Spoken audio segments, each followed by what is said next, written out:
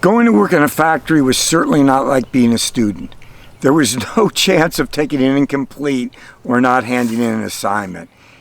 You know, Marx wrote about working in a factory and called it wage slavery, and that's what it was. It was wage slavery. And I was in a factory of mostly women, which had a traditionally very weak union, so there weren't a lot of protections for us on the shop floor. And one of my first assignments was a Chicano straw boss instructed me to clean out a big cement vat in which they used trichloroethylene.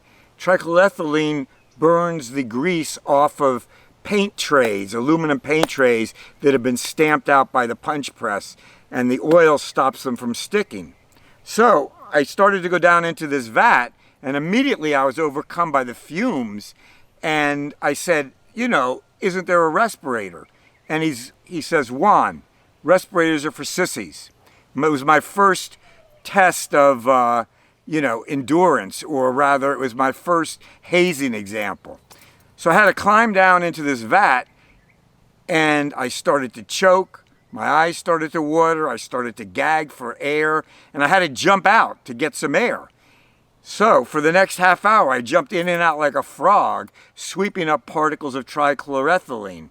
When I looked over, I happened to see the TCE barrel, and on it was a skull and crossbones, and I knew something was bad. I later found out that you could actually die from an overdose of TCE.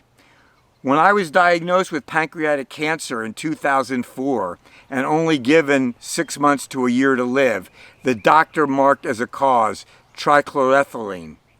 So certainly that was wage slavery. If you want to read about my battle to fight pancreatic cancer, go look on my website, jonathanmelrod.com, and the epilogue, which doesn't fit in the book, is on the website.